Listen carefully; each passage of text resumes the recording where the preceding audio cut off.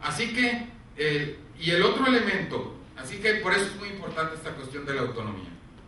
El tercer elemento es precisamente que va junto con el Estado laico, es el de la igualdad real, por lo mismo, digamos, siguiendo esta línea de argumentación. El tercer elemento es el de la igualdad real y la no discriminación. Precisamente porque si el Estado, las políticas públicas, la legislación se hace con base en una sola norma doctrinal, obviamente se está discriminando a los demás. Obviamente no hay un trato igualitario al conjunto de las personas, al conjunto de los creyentes o al conjunto de los ciudadanos. Así que por eso es muy importante que se vea que el Estado laico, una de sus funciones es precisamente garantizar que en la elaboración de nuestras normas, de nuestras formas de convivencia, porque finalmente es para lo que está el Estado laico, para inventar estas nuevas formas de convivencia, uno de los elementos esenciales de ese Estado es garantizar que haya igualdad y no discriminación. Y eso obviamente se dice fácil, pero sabemos que es muy difícil, sobre todo en este país, donde todos somos iguales, pero hay unos más iguales que otros. Luego, quiere decir, y en esta parte voy a tratar de cerrar para que no abusar del micrófono,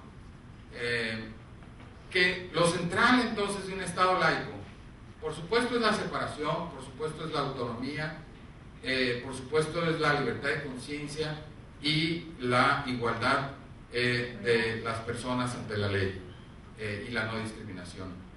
Pero todo esto se centra en una cuestión de la legitimidad. Porque aquí el Estado laico, o sea, cuando se inventó el Estado laico y lo que significa el Estado laico, es que vemos una especie de transición entre un Estado que antes se legitimaba por una doctrina religiosa y que ahora se legitima por la soberanía popular. Esa transición donde había un soberano monarca que además estaba ligado generalmente a una tradición religiosa, ahora vemos el soberano deja de ser ese monarca y ahora tenemos una ciudadanía que es plural en sus creencias y en cuya sede, en cuya base está precisamente la nueva legitimidad del Estado. Y esa soberanía del monarca pasa a ser la soberanía del pueblo, la soberanía popular. Entonces es en esta transición que podemos ver la gestación de un Estado laico. Y quiere decir entonces que es muy importante la cuestión de la legitimidad, como ya les mencioné, porque aquí, más allá de formas legales, que por supuesto son muy importantes, más allá de discusiones culturales, que también son muy importantes, lo central aquí es en qué estado vivimos. Si vivimos en un estado cuya fuente de poder somos nosotros, los ciudadanos, el pueblo en general, que depositamos, como ya se dijo, nuestra soberanía en algunos representantes, o si esa legitimidad del Estado, de las instituciones políticas, proviene de lo sagrado o de alguna institución religiosa en particular, o alguna institución filosófica en particular que le imponga su convicción y su visión al conjunto de los ciudadanos. Y aquí precisamente vemos cómo es muy importante observar que en el Estado laico lo central es esta legitimidad que proviene de nosotros. Y por eso el Estado laico es esencialmente un Estado democrático. No puede haber Estados laicos donde no haya democracia. Para que haya Estado laico tiene que haber democracia, y entre más democrático es un pueblo, es una sociedad, más posibilidades precisamente de un Estado laico. O sea que el Estado laico no es un gran ente por encima de todos que nos obliga a hacer cosas que no queremos.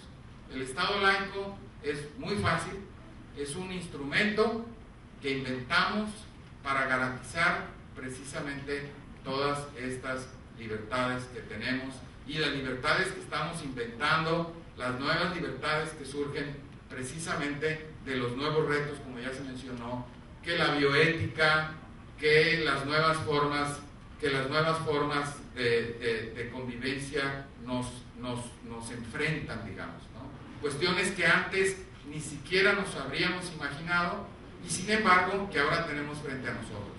Como yo lo digo respecto a Benito Juárez, o sea, Benito Juárez no pensó en las sociedades de convivencia ni en el matrimonio homosexual, pero ciertamente cuando estableció el matrimonio, ya no necesariamente de manera exclusiva como un sacramento, sino también como un contrato civil, entonces por supuesto se abrió la posibilidad para que hubiera todo tipo de contratos civiles que pudieran establecer una unión de ese tipo.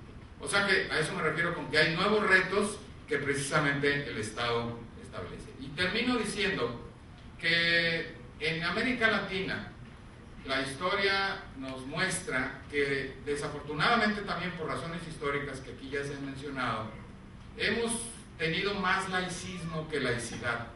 Es decir, hemos tenido que ser más combativos de lo necesario quizás para poder establecer este régimen de libertades que se llama Estado laico.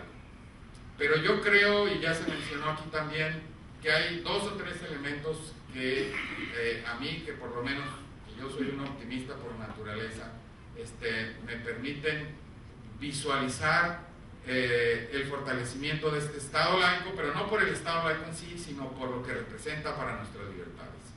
3 elementos que son la creciente pluralidad religiosa y de convicciones que hay en todos nuestros países, que eso sí es un hecho, porque esta explosión de diversidad, de la diversidad de creencias, se da realmente, digamos, en manera numérica importante de 50 años para acá. Segundo, como se mencionó también, el reconocimiento de la necesidad de respetar los derechos humanos de cada uno de nosotros es un elemento muy importante, porque eso significa, va en la línea de lo que mencioné, del respeto a la libertad de conciencia. El respeto a los derechos humanos en última instancia significa eso, significa respetar la libertad de conciencia y sus actos, y los derechos humanos, por supuesto, la expansión de los derechos humanos en nuestros países es una garantía de eso. Y finalmente el hecho de que en nuestros países, cada vez, a pesar de todo también, somos países más democráticos. Y eso se dice fácil, pero en la realidad, en la práctica, significa que como sociedad estamos exigiendo más nuestros derechos, estamos exigiendo más ese respeto a las diferencias y a la diversidad, y estamos precisamente por lo mismo tratando de que la democracia signifique no nada más esa capacidad para ir a votar y elegir a nuestros gobernantes, que es muy importante, sino para que cada día en nuestra vida cotidiana podamos ejercer nuestros derechos en plena libertad. Así que yo terminaría con esto diciendo que por eso mismo el Estado laico en México es no solo una realidad, sino una realidad con mucho futuro. Muchas gracias.